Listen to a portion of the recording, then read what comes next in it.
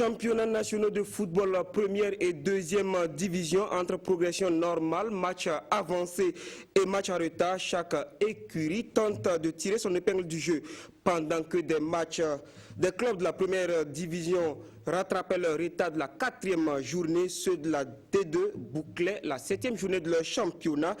Mercredi passé, des détails dans quelques instants. Et de plus en plus de violence dans des stades du Faso Foot, l'Union nationale des supporters des étalons joue la carte de la sensibilisation à travers des ateliers dont le premier s'est tenu hier à Ouagadougou. Dr Tahirou Bangri a officiellement pris les commandes du ministère des Sports et des Loisirs. La cérémonie de passation de charge s'est déroulée mercredi dernier. Le tout nouveau ministre des Sports est attendu sur de grands chantiers. Un tour au tribunal de grande instance de Ouagadougou où l'arbitre Serge Paulin Ilboudo était en procès contre les éditions Sidoya pour diffamation à la suite d'un article intitulé « Corruption supposée dans le monde de l'arbitrage burkinabé ». Et toujours de la consternation et de l'indignation après les attaques terroristes du week-end dernier, le monde du sport est touché par la mort de maître Jean-Pascal Lakinda. Des réactions d'acteurs du sport dans ce magazine. Mesdames et messieurs, merci d'être au rendez-vous du magazine des sports sur la RTB. Le championnat national de football de première division a entamé ce soir sa 9e journée avec l'opposition RCK Uzo au stade Issoufou Joseph Konambo. Les deux équipes du peloton de tête se sont neutralisées 0-0. Le résumé est signé Kalfa Ouattara sur les images toutes fraîches de Salif de Roger Kam. 0-0 entre le RCK et l'Uzo. C'est le score final de ce match avancé de la 9e journée du championnat national de première division. Et pourtant, l'opposition était prometteuse entre deux équipes qui jouent le haut du classement. Sur le terrain, les Faucons se lancent rapidement à l'offensive et obligent les Ilionistes de l'Arlé à jouer à la défensive. L'équipe procède par des contres qui sont mal exploités. À la 38e minute, sur ce coup de pied arrêté, To Elizo voit sa reprise repoussée par Aimé Zongo. Le match est heurté, 0-0 à la pause. À la reprise, il a fallu attendre les 20 dernières minutes pour assister à des actions de but. 77e minute, Assimi Bari fait un excellent contrôle, mais le dernier geste fait défaut. 81e minute, Arsène Nitiema reçut le plus difficile, celui de rater l'occasion. Score final, 0 but partout. On est déçu parce que quand vous jouez au match, au foot, généralement, vous avez besoin de 3 points. C'est à défaut que vous prenez un point, on se contente, on a eu beaucoup d'occasions. Mais ce qui me satisfait le plus, c'est trouver l'envie à ces enfants de pouvoir jouer. Vous avez vu, on a joué avec des résistes. C'est un peu de Luis Van Gaal et du Mou. C'est ce que vous avez vu qu'on a eu quand même des actions assez offensives, assez nettes. Mais dans l'ensemble, je suis satisfait de mes enfants parce que ce n'était pas facile. L'adversaire n'était pas la moindre. C'était un adversaire de qualité et on a pu tenir. Et grâce à Dieu, ils ont pu tenir. Je pense que ce soir, le nul est un bon point à prendre. On n'a pas à rougir parce qu'on avait en face de nous une très belle équipe de l'USO. Il ne faut pas être plus... Non, je pense qu'avec toute modestie laissée de côté, en tout cas l'USO, c'est une très belle équipe, très jeune, dynamique. Mohamed Silla, certes, aurait pu apporter, ça c'est sûr, parce que vu quand même la qualité de ce joueur, on sait. Mais Mohamed Silla, il est appelé à partir un jour. Alors on fait avec. S'il est malade, ceux qui l'ont remplacé aussi. Ce soir, on a manqué un peu. La baraka, c'est tout. Sinon, on s'est créé également des occasions. On aurait pu marquer. Bon, mais c'est ça aussi la loi du football. Pour la 10e journée, l'USO reçoit les Banques Sport, tandis que les RCK jouent l'AS Sonabel. Et merci à vous, Kalfa Ouattara. Vous vous souviendrez que des matchs de la 4e journée avaient été reprogrammés à cause du tournoi Interclub Burkina-Mali tenu en décembre dernier. Eh bien, ces matchs se sont disputés mercredi 20 janvier au stade Issoufou Joseph Konambo de Ouagadougou. Le Santos a créé la surprise en dominant l'EFO 2-0 sous le regard de Kwalaï Nebié et d'Abakini. Victoire méritée du Santos FC sur l'étoile filante de Ouagadougou, 2-0 dans ce match en retard de la 4e journée du Faso Foot. 11e minute, Oumar Kompori sur ce coup franc savamment botté. Le gardien Stélis ne peut que constater les dégâts. Un premier but qui a donné du tonus aux protégés de Bourema Kaboré, très dynamique et solidaire dans le jeu. Leur domination est toutefois marquée par quelques assauts de l'étoile filante. Mi-temps, 1-0 pour le Santos. Les premières minutes de la deuxième partie sont palpitantes. Les faux par 2 fois contre 1 pour le Santos, ce ne sont pas les occasions qui manquent. Le Santos sur sa lancée va aggraver le score en inscrivant le deuxième but à la 63e minute par Serge Ouedraogo. Une action bien menée au départ. Les carottes semblent cuites pour les Stélis, qui multiplient malgré tout les attaques sans arriver à scorer. Le Santos contrôle le jeu, il maîtrise tous les compartiments et s'impose au finish 2-0. Une victoire bonne à prendre. On a travaillé dur, on a mis un système en place pour vaincre le faux. Puisque les garçons quand même se sont bien battus ce soir. Et tout à fait la solidarité sur le terrain, si vous avez bien vu. Et puis avec l'encouragement de nos supporters, nous pouvons encore remercier le bon Dieu. On était un peu coincé, on a perdu 2 matchs qu'il ne fallait pas perdre, donc il fallait tout de suite se rattraper. On a parlé aux joueurs qui ont quand même des qualités qu'ils ont mis ce soir en valeur et forcément ça donne quand même un résultat. Donc vraiment bravo à mes joueurs, ils se sont battus, ils ont montré qu'ils peuvent jouer, ils ont montré qu'on peut compter sur eux pour la suite du championnat et vraiment bravo à mes garçons. Les faux, elle, est passé complètement à côté du sujet. Nous on veut jouer les titres, donc pour jouer les titres il faut faire les jeux, arriver à faire les jeux. Ça a ses conséquences. On a commencé, malheureusement aujourd'hui ça n'a pas porté. On va toujours continuer dans la même dynamique. Je me dis qu'une équipe ne se construit pas en un jour. D'abord on avait mis le côté physique en avant, on voit que ça commence à venir, mais maintenant c'est la construction qui laisse à désirer.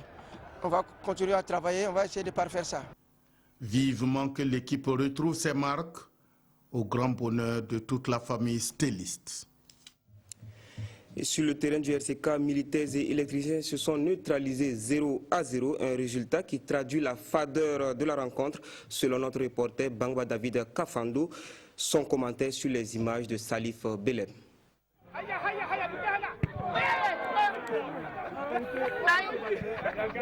Un manque de réussite et de précision en attaque condamne l'Union sportive des forces armées et l'AS Sonabel à la portion congrue. 1 point chacun. Un partage de points faute de mieux à l'issue du match en retard de la 4e journée du Faso Foot, soldé par 0 but partout. Les électriciens s'offrent les meilleures occasions de la première mi-temps sur cette erreur de Thomas Bado à la 10e minute. La Moussassou à l'affût, mais il y a Stengre Bego sur orbite. Une occasion ratée.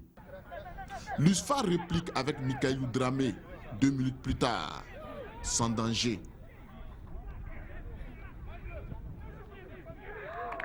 La litanie des ratés se poursuit cette fois-ci avec au départ Cyril Kpan pour Franck Guiama.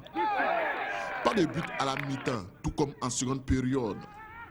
Pendigue Traoré à la 48e minute pour les militaires.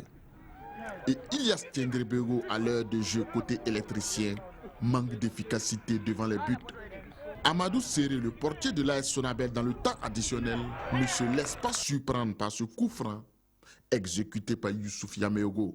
Score final USFA 0, AS Sonabel 0. Nous n'avons pas joué sur notre propre valeur parce qu'aujourd'hui, je n'ai pas reconnu mes enfants. Je ne sais pas, peut-être c'est dû un peu peut-être à la fatigue, je ne sais pas. Mais je pense que le nul, vraiment, c'est mérité. Il faut qu'on mette l'accent dans la formation, donner cette qualité, ce qui est fondamental pour le football, qui est la technique et la tactique aux enfants afin qu'ils soient opérationnels. Quand vous regardez, et mon attaquant n'est pas le seul à être dans cette situation. Ça dit que c'est un mal profond pour tout le Burkina. Je dis toujours, on n'est pas attaquant, on le devient. Donc ça veut dire qu'il faut travailler sérieusement à la base et c'est ce qu'on ne fait pas. On est trop pressé. Un hommage a été rendu aux victimes des attentats du 15 janvier dernier avant la rencontre.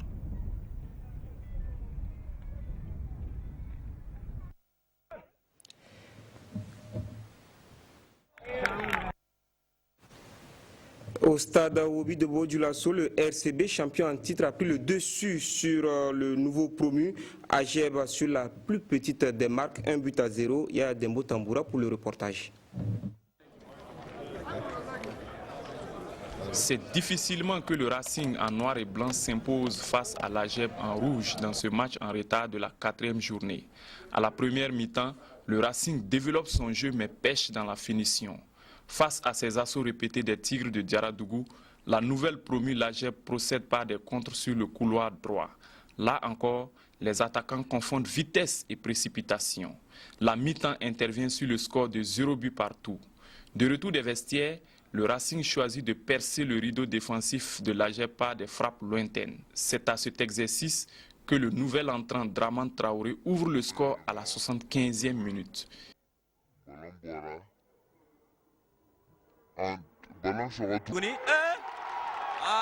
Piqué au vif, l'Ageb durcit le jeu, multiplie les fautes, poussant l'arbitre à expulser 2 joueurs de l'Ageb. À 9 contre 11, l'Ageb maintient la pression et pose quelques attaques. Mais les Tigres de Diaradougou conservent leur avance et s'imposent 1-0. Ce match était avant tout un duel d'entraîneurs. Dans l'ensemble, ça va, mais bon, ce match est derrière nous. Il y a beaucoup de matchs. Et je pense qu'on va faire encore de belles choses. Oui. Absolument. L'équipe a des jeunes joueurs, mais elle a aussi des joueurs très expérimentés qui sont à 4, 5, 6 ans de championnat. Donc, elle est venue pour chercher un match nul en formant un bloc très compact. Alors, il fallait être patient, il fallait arriver à traverser ces blocs, il fallait arriver à casser ces blocs pour trouver les failles. Il fallait jouer dans les intervalles pour l'obliger à bouger le bloc et écarter le jeu également pour l'obliger à bouger la ligne de derrière, et chose que nous avons réussi à faire à la deuxième mi-temps. Avec cette victoire, le Racing rassure avant sa campagne africaine. Vous l'aurez constaté, ce n'était pas Dembo Tamboura, mais plutôt Draman Asso. Bonsoir Lassina Sawadogo. Bonsoir Jérôme Tendrebego. Alors, entre match avancé, match en retard, match qu'on a joué pour la 9e journée ce soir. Alors, le classement, on va donner la 7e journée, parce que c'est un peu compliqué tout ça, mais déjà, on va donner la 7e journée, et puis après, on va faire les ajouts et les retraits. Alors, classement de la 7e journée, RCK premier avec 16 points, plus 7 et 2 matchs en retard. RCB deuxième, 13 points, plus 5, 2 matchs en retard. USO troisième, 13 points, plus 3, 1 match en retard.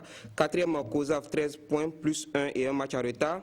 EFO, 5e, 10 points et 1 match en retard. 6e, AS Sonabel, 10 points, pas de match en retard.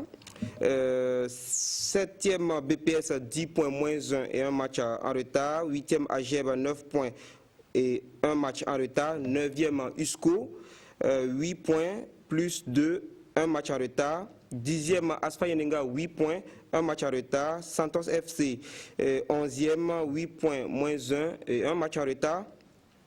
12e, USFA, 6 points, 2 matchs en retard. 13e, Majestic, 5 points, moins 2, 2 matchs en retard. UZI, 14e, 4 points, moins 3, 2 matchs en retard. 15e, Banqui Sport, 3 points, moins 3, 2 matchs en retard. Et la lanterne rouge, c'est l'ASFB, 16e, 3 points, moins 3 et 2 matchs en retard. Alors, Lassina Sawadogo, vous avez vu le match avancé de cette 9e journée.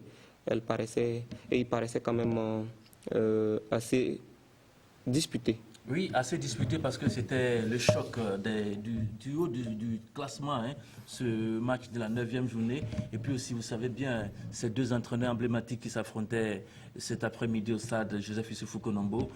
Kambou Malo côté RCK et puis Mousso Ouedraogo du Mourinho du côté de l'ISO. Comme je l'ai dit, c'est les deux équipes encore invaincues dans ce championnat. On s'attendait véritablement à ce qu'une équipe prenne le dessus.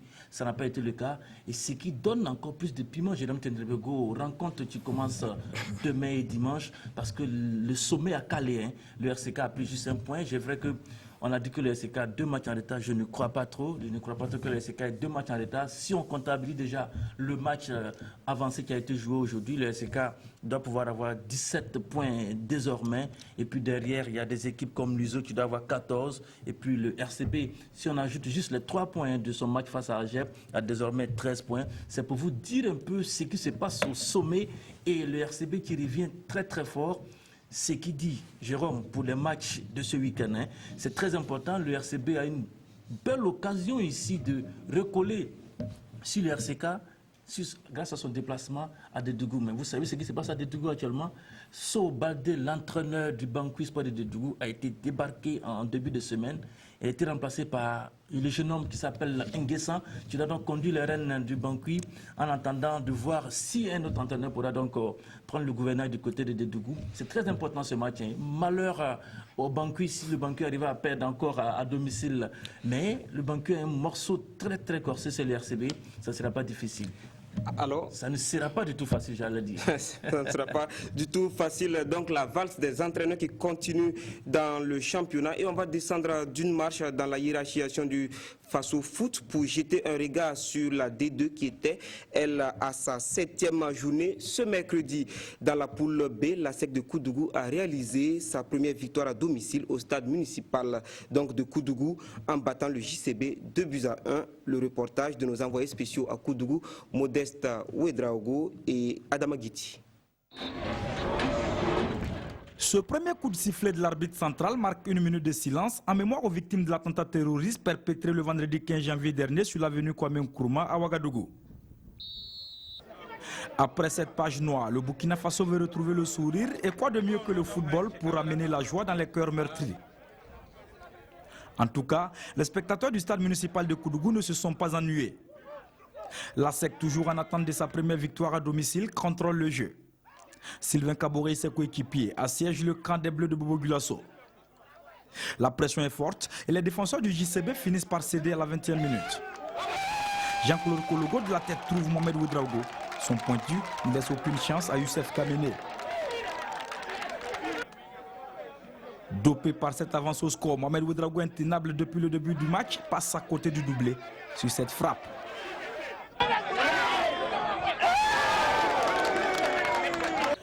1-0, c'est le score à la mi-temps. Le JCB dans cette partie est absent. La SEC pleine de vitalité. Cela se confirme au retour des vestiaires. Le centre de Théodore Saint-Poré mal repoussé, repris par son coéquipier, passe à côté. Sur ce coup, le JCB a eu chaud. Chaud comme sur ce coup franc de Sidiki Ouedraogo, repoussé du bout des doigts par Youssef Kamene. À la 59e minute, Mohamed Ouedraogo gagne son duel face à Modeste Tondé avant de loger la balle au fond des filets. Mais le but est refusé pour faute sur le défenseur bobolais. Le jeu est à sens unique. 4 minutes après, mauvais dégagement du portier. La SEC à l'affût en profite. Mohamed Ouedraogo fait le boulot, mais sa frappe est contrée. Le cafouillage ne donne rien. Ce n'est que partie remise. À la 75e minute, Mohamed Ouedraogo dépose le ballon sur la tête de Jean-Claude Kologo pour le deuxième but. 2 minutes après, Kologo lancé en profondeur à Justin Lob qui touche la barre transversale. Le JCB est touché, mais a de la ressource à l'image de Moumouni Ouattara. Son coup franc mal repoussé est conclu par Ouattara Augustin. Score final, 2-1 en faveur de la SEC de Koudougou qui signe sa première victoire à domicile. Ce soir, on a fait un bon match. On a fait vibrer notre tribune et les supporters sont contents. Et c'est notre première victoire à domicile. Et ça fait 6 matchs, 4 matchs nuls et puis une seule défaite et puis une victoire.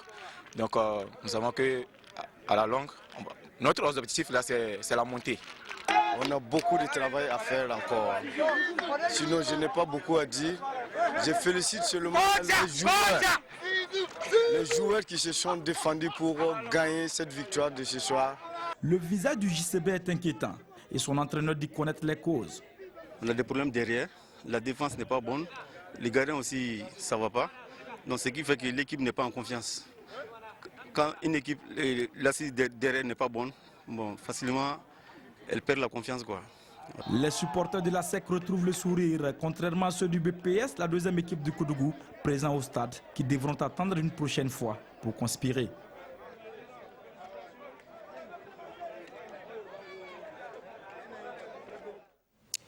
Dans la poule A, le nouveau promu Diawaba a infligé une correction à l'étoile africaine de Zignaré, 3-0. Vous verrez dans le résumé de nos envoyés spéciaux dans la cité de Yandabli que c'était une rencontre aux allures d'un match de première division. Suivez plutôt. Une victoire avec la manière. C'est ainsi que l'on peut qualifier la victoire de Diawaba en cette 7e journée du championnat de 2-2. En recevant l'étoile africaine de Zignaré, le nouveau promu fait étalage de sa classe. Diawaba en jaune annonce les couleurs dès l'entame du jeu et cueille à froid les rouges à la 3e minute. Herman Tougma d'une retournée, Bakazias Bakra. 1-0 pour les locaux. Dès lors, les visiteurs courent après l'égalisation et multiplient les occasions. Le match s'équilibre. Diawaba tente de faire le break avec un Abouaka Tendano étincelant sur le côté droit. Le score, lui, ne change pas. 1-0 pour Diawaba à la pause. À la reprise, sur un contre, Abouaka Tendano, lancé en profondeur, trouve un coéquipier dans la surface de réparation. Son tir trouve Herman Tougma, qui, dans une position litigieuse, inscrit son deuxième but de la soirée. Nous jouons 47 minutes. 10 minutes plus tard, les visiteurs font étalage de maladresse alors qu'ils avaient l'occasion de réduire le score. Diawaba n'en demande pas mieux. L'équipe déroule son jeu, fait admirer quelques gestes techniques. À l'ultime minute du temps réglementaire, Herman Tougma fait encore parler de lui. Il profite de la sortie ratée du gardien de l'étoile africaine et inscrit le 3e but. Mais je me félicite, je dois beaucoup travailler pour aller de loin. Merci aux dirigeants pour les efforts qu'ils sont en train de nous faire. Je peux dire que bon, si on va citer en 2, 2, 3, 4 clubs, bon, on est parmi. Voilà, on est parmi comme bon, vraiment on nous traite bien, on les dit merci. Score final, 3-0 pour Diawaba qui compte désormais 10 points. On a eu beaucoup de la baraka, et puis bon, les dieux du but nous ont souri aujourd'hui. Au moment comme nous avons commencé, nous jouons le maintien. Et après la première phase, on verra notre position avant de voir nos chances pour la D1. Lourde défaite pour l'équipe de Zignaré, qui espère tout de même finir parmi les 5 premiers de la 2-2. C'est le football, hein. Bon, vu du voyage, on est arrivé ici à presque 13 h moins. Bah, je ne vais pas dire que c'est ce qui explique tout ça, mais c'est le football, on a joué, on a perdu, on va continuer à travailler. C'est un championnat, on va continuer à travailler. Surtout avec 30 journées, on voit que le niveau n'est pas mal, mais au niveau de l'arbitrage, il faut qu'on revoie ça, c'est vraiment... Je peux dire que ça nous fatigue, quoi. Voilà, il faut retravailler sur ça. Diawaba pense déjà au déplacement de Ouagadougou pour jouer le CFO. C'est dimanche. Le reportage était donc signé Kalfa Ouattara et Paul David Bambara. Lassina Sawadogo, voilà des matchs de la D2 assez intéressants à voir. Mais avant de revenir à vous, on va juste dire que l'AS Police occupe la tête du groupe A et la poule B, le leader c'est Raimo FC. Voilà, qu'est-ce qui peut expliquer le bon niveau de ce championnat-là? Déjà, quand vous donnez le nom des 2 leaders dans le groupe, on se rend compte que c'est des équipes assez bien structurées. L'AS Police, par exemple, a fait beaucoup dans cette 2e division. L'AS Police tente presque chaque année de monter en 1re division, n'arrive pas. Et l'AS Police est en train de se structurer. On se rappelle encore de ce match au sommet entre l'AS Police et Salitas au stade Joseph Youssoufou Konombo. C'était un match de belle facture et ça prouve un peu qu'il y a de la ressource dans cette équipe de l'AS Police qui est bien structurée avec son entraîneur Cissé qui tente. Et des supporters. Hein. Et des supporters aussi. Vous savez bien que les élèves policiers sont toujours à côté de cette équipe pour l'aider à monter. Puis Raïmo FC, si vous savez, c'est un centre de formation comme on en voit depuis un certain temps en première division. Raïmo FC qui est en train de construire, de se faire une petite toile et qui lentement mais sûrement veut arriver aussi dans les ligues de football burkinabé.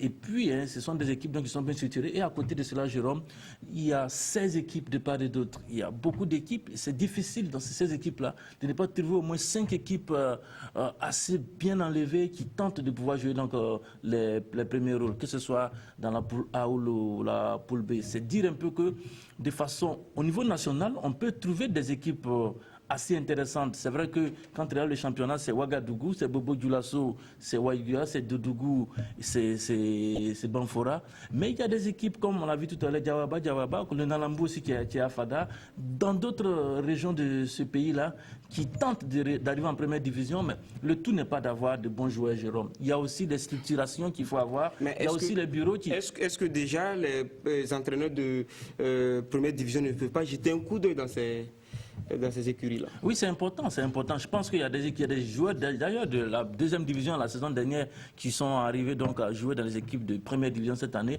Mais Jérôme, on peut être talentueux en deuxième division, mais il faut pouvoir continuer la progression en première division. C'était notre milieu, c'est une autre pression qui est là. Le talent seul ne suffit pas. Il faut pouvoir aussi supporter la pression quand on arrive en première division. Et pour certains, ce n'est pas évident. Voilà pourquoi certains déçoivent un peu quand ils arrivent en première division. Mais il faut persévérer. On doit pouvoir monter. Rapidement, on va donner le programme de la 8e journée de ce championnat-là. Oui, le programme de la 9e journée de la première division. J'avais juste commencé par Bankui RCB qui se joue samedi prochain, donc demain, au stade régional de Dodougou. Samedi aussi à Ouagadougou, il y a des matchs assez intéressants chez Rome. Il y a AS Sonabel, ASFB. Vous savez dans quelle situation se trouve l'ASFB, l'antenne rouge, qui joue donc l'AS Sonabel, qui cale aussi depuis 2 journées maintenant des matchs nuls et qui voudra relever un peu la tête. Il y a aussi l'État de Ouagadougou qui est tombé face au Santos FC. 2-0, c'était une douche froide en milieu de semaine. Les et Salif Sanou qui voudront donc se réveiller. Et face à qui? Face aux Grenouilles Bleus de Koudougou qui sont difficiles à jouer. C'est un match au sommet, au stade du 4 août, 15h30. Et puis sur le terrain de la FBF, il y a la fringante équipe de COSAF qui reçoit l'AGEP. C'est un match 100% académie qu'on aura donc à voir du côté du terrain de la FBF ce samedi sur le coup de 15h30. À Pau, Majestic FC qui tente de retrouver un second souffle sera face à l'Union sportive des forces armées, désormais coachée par Issa Barbonet. Une victoire, un match nul, c'est pour le moment les statistiques donc pour le nouvel entraîneur de l'équipe militaire. À Banfora, il y a aussi un match assez intéressant. Union sportive de la Comoé, Union sportive du Yatenga. Vous savez dans quelle zone de turbulence se trouve Luizy, qui voyage son plus long trajet dans ce championnat, aller du côté de Banfora, essayer d'arracher quelque chose au poulain de Ladji Koulibaly. Ce ne sera pas évident, mais Luizy va tenter d'arrêter l'hémorragie donc après les scènes violentes qu'on a pu voir du côté de Waïguia. Et puis dimanche, Jérôme, on va terminer avec dimanche, le Santos FC, sans doute ragaillardi par sa victoire face à l'État filant de Ouagadougou, sera face à une équipe de l'Asfa Yenega qui, paraît-il, a eu un second souffle avec un financement d'un mécène qui a permis donc aux joueurs d'avoir quelque chose dans la poche et ce qui devait pouvoir donc les permettre de se remettre en forme pour jouer donc le Santos FC dimanche prochain sur le coup de 15h30 donc au stade du 4 août. Merci à vous, Lassina Sawadowe. On va changer de registre oui, pour parler du Chan qui se joue. Alors, ce soir, cet après-midi même, les matchs de la 2e journée de la poule C sont joués. Tunisie, Nigeria, un but partout. Et également, match nul entre le Niger, 2 buts partout, et la Guinée. Demain, vous aurez Zimbabwe, Mali, et suivi de Ouganda, Zambie. L'Ouganda qui est notre adversaire en éliminatoire. Oui, l'Ouganda qui est notre adversaire et qui a une équipe à ossature locale. C'est déjà dit que cette équipe ougandaise qu'on va jouer, ce ne serait pas étonnant de les retrouver à 75% hein, dans l'équipe qui va affronter le Burkina Faso. Le seul regret qu'on peut avoir déjà, c'est que, renseignement pris, il n'y a aucun superviseur du côté du Rwanda pour superviser cette équipe rwandaise. La dernière supervision remonte à près de 6 mois. Ougandaise, voilà, ougandaise, remonte à près de 6 mois. C'est le match à ne pas perdre, on le répète depuis un bout de temps. 4 points obligatoires à prendre face à cette équipe ougandaise. Si une on équipe veut aller... joueuse hein, qui marque le premier match, c'était 2 buts partout. Oui, 2 buts partout face au Mali. Voilà, face au Mali. C'est une belle équipe malienne et on se rappelle que l'Ouganda a donné des sueurs froides au Mali pour les éliminatoires de la Coupe du Monde. C'est à prendre très au sérieux. Cette équipe ougandaise au mois de mars sera très très difficile à manœuvrer. Alors merci Lassina Sawadogo et il faut signaler que le pays organisateur, le Rwanda, est déjà qualifié. Nous quittons les stades pour le palais de justice au tribunal de grande instance de Ouagadougou. Journalistes et arbitres ont suivi lundi dernier l'audience du procès qui oppose l'arbitre Serge Paulin Ilboudo à son confrère Adama Kiemtouré et les éditions Sidoya Reportage. Suspicion de corruption dans l'arbitrage, Kiemtouré accuse, Ilboudo se défend, la CCA s'explique. C'est le titre d'un article de presse signé du journaliste Pegdouende Achille Ouedraogo, paru dans Sidoya Sport numéro 1165 du 13 octobre 2015 et qui vaut aux éditions Sidoya d'être poursuivi pour diffamation. C'est avec étonnement que nous nous retrouvons effectivement au palais parce que nous avons travaillé en respectant les exigences de notre profession. C'est un monsieur qui est venu nous exposer un problème en accusant un autre. Nous avons pris le soin de l'écouter et de rencontrer également l'accusé pour qu'il donne ses faits, sa version des faits, et que nous puissions effectivement équilibrer l'information. Il dit qu'il va en tout cas intenter un procès. Et la phrase a été écrite à la fin de l'article. Nous ne pensions pas que c'était contre Sidoya à partir du moment où on l'a approché. On l'a approché, il s'est exprimé, mais s'il se retourne encore contre Sidoya, comme si on n'était pas venu vers lui pour qu'il s'exprime, ou bien il ne voulait pas qu'on en parle, ça vraiment on ne sait pas. Peut-être qu'il ne voulait pas qu'on en parle. Dans la salle d'audience numéro 3 du tribunal de grande instance de Ouagadougou, les rôles ont changé. Serge Paulin Ilboudo accuse, l'arbitre Adama Kiemtouré et le co-directeur de publication des éditions Sidoya Rabanki Zida se défendent et la cour apprécie un procès qui aurait pu être évité. On aurait bien voulu que la situation soit gérée à l'interne et qu'en tout cas on ne se retrouve pas devant les tribunaux. Mais ce qui est certain, vous l'avez entendu lors de l'audience, M. Ilboudo reconnaît avoir été approché par les responsables de la SEC de Kourou. En des termes clairs, nous sommes menacés donc de descendre en deuxième division et nous voulons donc que les arbitres nous aident à rester en première division. Alors, si tel est le cas, il y a effectivement tentative de corruption, que ce soit au niveau de Paulin ou au niveau de l'arbitre qui partait pour le match. Alors si c'est un fait, il l'a reconnu, il l'a dit, alors donc c'est suffisamment dommage. Tout aussi dommage que des acteurs clés du football national se retrouvent devant les tribunaux. Le vin est tiré et le verdict est attendu le lundi 25 janvier prochain. Le colonel David Cabré passe le témoin au docteur Tahirou Bangré à la tête du ministère des Sports et des Loisirs. Le nouveau ministre a été installé dans ses fonctions mardi dernier par le commissaire général du gouvernement, Roger Kam et Lassina Sawadogo, pour le compte-rendu.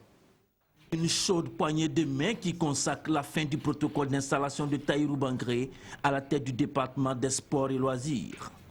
Une passation présidée par le secrétaire général du gouvernement et du Conseil des ministres. Une minute de silence à la mémoire des victimes des attentats du 15 janvier. Étaient aussi présents tous les directeurs centraux du ministère. La salle de réunion enregistrait la présence des collègues et étudiants du nouveau locataire du 3e étage de l'immeuble du Faso. Tahirou Bangré veut faire du slogan post-insurrectionnel son leitmotiv. Nous avons tous été marqués par l'insurrection populaire de fin octobre 2014, où les jeunes particulièrement nous ont désormais habitués au « plus rien ne sera comme avant ». Bien avant cela, David Cabré, le ministre sortant, et Dr Tahirou Bangré ont signé le procès verbal de passation dans le cabinet du ministre. 13 mois après son arrivée, David Cabré part avec le sentiment d'avoir servi les sports avec loyauté. Des insuffisances, il y en a eu. Il y a des choses que nous avons pensé commencer, on n'a pas pu, notamment les infrastructures, ça va nous tenir beaucoup à cœur. C'est important pour le développement du sport et des loisirs, ça n'a pas été fait avec d'autres projets. Mais ce qui est important, nous pensons que les cieux ont été jetés et que ceux qui sont venus sont également vont apporter leur pierre à l'édifice. Et nous apprécions le profil de notre remplaçant. Mais aussi des acquis. Il s'agit notamment de l'universitarisation de l'INGS, de l'acquisition d'un siège pour les fédérations nationales, du lancement des travaux de constitution du siège du Comité national olympique et des fédérations sportives, de l'amélioration générale des conditions du travail du personnel, de la dotation des directions régionales et provinciales à moyens divers, de l'accroissement de la subvention des fédérations nationales, de l'institutionnalisation, de la création d'un secrétariat permanent et d'organisation appréciable de la 29e édition du Tour du Faso. Si des acquis. Les chantiers à venir sont énormes pour celui qui veut être le ministre de tous les sports. Le karaté-do, le Viet Vo Dao sont les dossiers chauds. Nous serons le ministère de tous les sports. On ira à la rencontre de toutes ces fédérations, on va discuter avec eux parce qu'il y a des problèmes. Il faut écouter tout le monde pour pouvoir aplanir ce qui se passe. Tahirou Bangré va chercher à comprendre les motivations du choix de Paulo Duarte, mais refuse de tomber dans la polémique. C'est un dossier que je vais discuter avec la fédération. Je pense que c'est un choix qui a été fait. On discutera, on va écouter toutes les motivations. Je pense qu'il ne faut pas polémiquer par rapport à ça. La question des infrastructures est posée et j'en suis conscient et ça va être une des priorités. Mais cette question ne sera pas bien résolue si aussi les hommes ne sont pas formés. Tahirou raccompagne David. C'est la fin des salamalek et des embrassades. Zimako sera-t-il un ministre des Sports comme les autres? Une chose est certaine, seules les réformes et les résultats seront son baromètre. C'est le secrétaire général du gouvernement donc, qui a procédé à l'installation du nouveau ministre. Entre les chantiers en cours que lui laisse son prédécesseur et les innovations qu'il devra apporter, il est certain que le docteur Tahirou Bangré est attendu au pied du mur. Écoutons quelques attentes d'acteurs du monde du sport. Ses prédécesseurs ont déjà fait un travail. Voilà, ils ont déjà fait un travail où les sports dits mineurs ont été pris en considération parce qu'on va tous défendre les couleurs du pays à l'extérieur. Et je ne pense pas que Tahirou Bangré vienne fondamentalement pour changer les choses, faire la part belle. C'est vrai, on fera une part belle au football, mais je ne pense pas qu'il va abandonner les sports mineurs. Monsieur Tahirou Bangré doit poursuivre dans la même lancée que son prédécesseur, à savoir doter le Burkina d'infrastructures sportives parce qu'il en faut forcément. En football, il faut essayer de poser les pelouses sur les terrains de l'intérieur du pays, Bamfora, Waiguya, Koudougou, afin que le championnat national de 2-1 puisse se jouer sur des pelouses. Ensuite, il y a les sports de main qui sont là, le volleyball, le basket, le handball, qui nécessitent des plateaux de sport. On peut toujours faire des plateaux pas très coûteux afin que les amoureux de ces différentes disciplines puissent pratiquer sans encombre. Il y a la boule qui nous a fait des lauriers lors des Jeux africains. Vous avez vu les terrains de boule au Congo. Ça ne coûte pas grand-chose. On peut faire des terrains de boule. On a déjà une arène de lutte. Alors, il y a le vélodrome qui est là qu'il faut construire pour qu'on puisse libérer un peu Charles de Gaulle les dimanches. Nous attendons beaucoup du ministre. Parce que c'est vrai qu'il nous faut du matériel, il nous faut du vélo, mais surtout l'important c'est la rémunération. Il faut réellement que les rémunérations, on essaie de revoir là-bas. Voilà. Parce que c'est là-bas surtout le problème. Si tu ne te ressources pas normalement, tu ne peux pas compétir, même si tu as un bon vélo. Lui, nous espérons qu'il fera réellement quelque chose pour le cyclisme et pour le sport en général. Vous voyez tous les problèmes qui se passent au Burkina Faso, c'est lequel? Les gens, on va regarder très haut alors qu'il y a des idées très simples en bas qui peuvent nous amener donc à lui de partir de la simplicité en essayant d'échelonner les difficultés pour que nous puissions asseoir désormais des structures qui puissent nous permettre, au lieu d'aller chercher à gauche, à droite, que nous permettent que dans un cycle régulier, chaque année, de retrouver de nouveaux joueurs pour nous représenter. En tout cas, bon vent au docteur Tahirou Bangré. La recrudescence des actes de violence inquiète l'Union nationale des supporters des étalons. Le bureau exécutif entend apporter sa pierre à la culture d'un esprit fair play au sein des supporters. Et cela passe par la sensibilisation, d'où l'atelier tenu ce jeudi à l'INGEPS dans la capitale burkinabé. Le président de l'Union nationale des supporters des étalons, ses deux vice-présidents encadrés par des dirigeants du football. En face d'eux, une cinquantaine de supporters. Il s'agit de sensibiliser des supporters. Vous savez que c'est le début des championnats. Jusqu'à là, il y a en tout cas beaucoup de violence dans les stades. C'est à cause de ça qu'on a fait cette réunion matin. Puisque vous savez, il y a un problème comme ça, violent dans les stades, ça c'est pas une bonne image pour les Burkina Faso. Dans sa contribution à la recherche d'une copie parfaite du football burkinabé, l'UNSE fait appel à la commission centrale des arbitres. L'essentiel des problèmes sont focalisés autour des décisions des arbitres. Ainsi, l'écart de compréhension et de connaissance entre les arbitres et les autres pourrait se réduire, et cela pourrait contribuer donc à permettre aux uns aux autres de s'approcher dans l'évaluation des actions de jeu et éventuellement les prises de décision. Le problème n'est pas seulement la compréhension des lois de jeu. Je pense qu'il faut peut-être travailler auprès de tous les acteurs pour faire en sorte que nous soyons dans une disposition d'accepter le football, d'accepter le sport, qui implique dans un match 3 hypothèses possibles. Une victoire, un match nul, une défaite. L'atelier de Ouagadougou a connu la participation de supporters venus de Zignaré, de Koudougou et de Waïgouya. L'atelier en tout cas, elle est la bienvenue. Ça va permettre à tous ceux qui sont fanatiques du football, en particulier le sport en général, de comprendre les réalités du terrain et être fair play sur les gradins et dans les stades.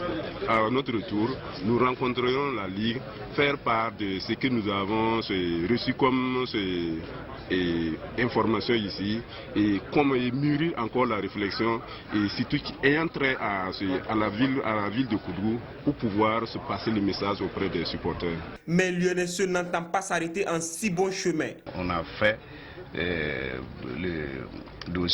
document pour le budget pour déposer le ministère des Sports de loisirs pour demander aide pour tourner toutes les 3 régions pour sensibiliser les supporters. Ouagadougou n'aura été que le point de départ d'une tournée de sensibilisation des supporters dans les 4 coins du pays. Et du nouveau dans la grille des programmes de votre télévision. Ce dimanche à partir de 21 h, vous pourrez suivre le premier numéro de l'émission Retour à l'écran. L'invité de ce numéro, le colonel à la retraite, Mamadou Djerma, parle de sa vie sportive, du sport dans l'armée et l'apport des enfants de troupe à l'animation de la vie sportive nationale. En voici un extrait. Quand je suis venu au PMK en 1963, je suis resté jusqu'en 1972, 9 ans. Comme directeur adjoint, parce qu'à l'époque, le PMK, c'était l'école militaire préparatoire africaine de Ouagadougou. C'était commandé par la France. C'est la France qui dirigeait l'école. Et il fallait un officier voltaïque comme pour suivre l'évolution de l'école et prendre la place des Européens plus tard. Donc, raison pour laquelle moi j'ai été désigné comme directeur adjoint.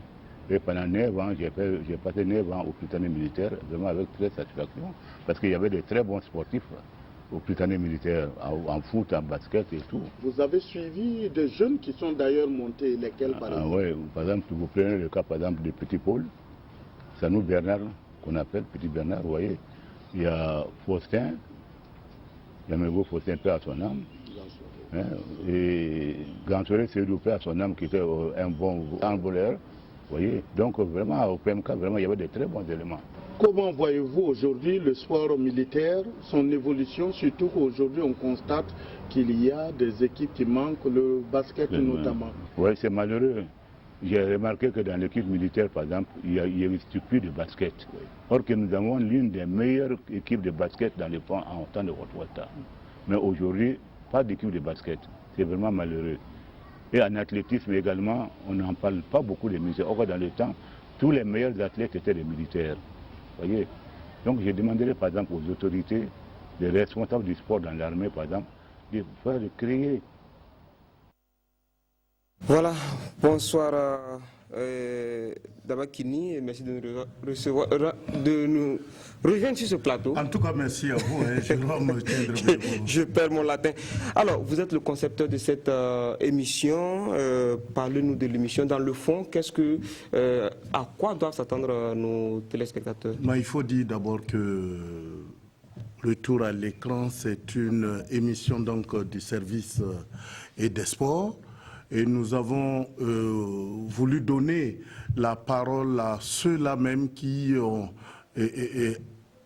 qui ont jeté les bases de ce sport au niveau du Burkina, de la Haute-Volta à l'époque jusqu'à aujourd'hui. Et nous avons commencé par les douaniers donc, du sport burkinabé. En tant que sportif, ça peut être un sportif, ça peut être un encadreur, un entraîneur, et ça peut être également un dirigeant sportif ou tout autre acteur, en tout cas tous ceux-là et qui se sont intéressés à l'évolution, à l'essor donc du sport burkinabé. C'est ainsi qu'on a vu le grand chancelier, c'est notre premier invité. Il parle effectivement du sport dans l'armée parce qu'il était l'un des premiers à organiser en tout cas le sport au niveau donc de l'union des sports militaires. Alors, retour à l'écran, quelle est la périodicité? Ça va, c'est un mensuel, ça va être mensuel. Et apparemment, bon, je pense que c'est déjà connu. Les avant-derniers dimanches du mois, donc ça va être mensuel. Et nous avons, vous l'avez déjà annoncé, la première diffusion, la première émission passe ce dimanche à partir de 21h. Alors, un mensuel, vous aurez du mal à faire le tour des anciens sportifs, oui, parce que ça fait 12 dans l'année. Toutes disciplines confondues, c'est ce qu'il faut dire, c'est un sujet inépuisable, on ne peut pas épuiser ce sujet-là, peut-être qu'après moi, et certains vont prendre, quelqu'un d'autre va prendre le relais, parce qu'on a commencé par les premiers, on est allé voir Bernard Ouedraogo dit Kébé, ce sont les joueurs des années 1960, et c'est là que j'ai compris que Kébé voulait dire un masque bobo, il jouait tellement bien, il était très athlétique, et il m'a dit que c'est à l'ACB qu'un joueur de l'association sportive des fonctionnaires Bobo du Lasso lui a donné ce nom, Kébé. À l'époque, il avait évolué un peu à l'EFO, il est parti du côté de fonctionnaires. Ils sont venus remporter la première Coupe nationale et la Coupe de l'indépendance en 1960. Donc vous voyez, il y a tout le monde sera invité. Les basketteurs, Jean Digman, le papa du mini-basket, il y a sans doute les gars du côté de Bobo Dioulasso. Alors, ils vont tous passer à l'émission Retour à l'écran, c'est tous les avant-derniers dimanches donc, du mois à partir de 21h sur la RTB. Et puis, page noire de ce magazine, maître Jean-Pascal Kinda, décédé à la suite de l'attaque terroriste de vendredi dernier, a été inhumé aujourd'hui au cimetière de Gonguin. Gérard Somé et Mahamadi Wena étaient de ceux qui ont accompagné le Baobab sportif à sa dernière demeure. Voici leur témoignage. Pascal, tu ne peux pas mourir. L'œuvre que tu as posée au plan sportif, au plan social, au plan professionnel, au plan relationnel, pour toujours nous rappelle ta présence, ton passage sur la terre des hommes. Ce témoignage empreint d'émotion de Maître Suleiman Yamouego traduit bien la grandeur de l'œuvre de Jean-Pascal Kinda dans le monde du sport burkinabé. Un monde du sport qu'il côtoie depuis les années 78. Président du mouvement Viet Vo Dao du Burkina de 1978 à 1987, Pascal Kinda est membre fondateur de la Fédération burkinabé de Viet Vo Dao en 1988, une fédération qu'il dirige jusqu'en 2012. Jean-Pascal Kinda a été pendant plus de 30 ans membre du comité olympique burkinabé et a même été président du CNOSB de 2004 à 2012.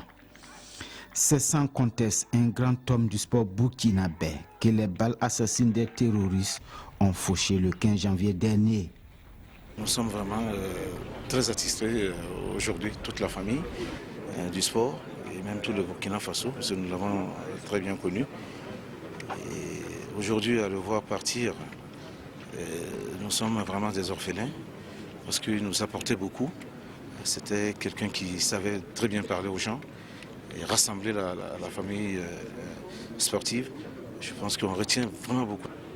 Bien que je l'ai remplacé au comité olympique, je vous dis que je travaille étroitement avec lui et que je suis profondément touché par sa disparition. Vous savez que ça n'a pas été une disparition ordinaire. Tout le monde aura sa mémoire pendant longtemps. Et je souhaite que nos prières l'accompagnent jusqu'à sa dernière demeure. Et pour l'accompagner à sa dernière demeure, l'oraison funèbre a débuté par la levée du corps ce matin à la morgue de l'hôpital Yalado. Le cortège s'est ensuite ébranlé pour la cathédrale de Ouagadougou. Là, une messe a été dite en hommage à l'illustre disparu. Une messe suivie par le président du Faso, Roch-Marc Christian Kaboré, et de hautes personnalités burkinabées et étrangères. À 112 ans, Jean-Pascal Kinda repose désormais dans sa demeure éternelle au cimetière de Gonguin, laissant derrière lui une veuve et 4 enfants éplorés. Que l'âme de Jean-Pascal Kinda repose en paix. L'attaque djihadiste du vendredi 15 janvier a fait 30 morts et de nombreux blessés, mais aussi un nombre incalculable de malheureux. Des condamnations ont fusé de partout et le monde sportif n'est pas en reste. C'est ainsi que Bertrand Traoré a publié sur sa page Facebook, profondément touché par ces attaques terroristes ignobles à Ouagadougou. C'est encore une épreuve de plus pour le Burkina. Restons soudés et forts. Pensées et condoléances aux familles des victimes et prompt rétablissement physique et psychologique aux blessés. Signé Bertrand Traoré. Patrick Malo de la JS Kabylie en Algérie. Je suis vraiment dépassé par ces événements qui se passent chez nous au Burkina Faso. Sachez que cela ne durera pas longtemps, parce que nous sommes le pays des hommes intègres. Pierre Daïla, FC Mounana au Gabon, pray for Burkina Faso. Banou Diawara, JS Kabylie, triste et profondément touché par les attaques terroristes ignobles qui frappent mon pays. Courage aux familles des victimes et aux blessés. Le Faso reste debout. Sidi Napon, ancien international burkinabé résident à Paris, stop aux terroristes. Que Dieu protège le Burkina Faso. C'est ici que prend fin ce magazine. Merci de rester fidèle au programme de la RTB. L'information en continu, c'est sur www.rtb.bf. Bonsoir.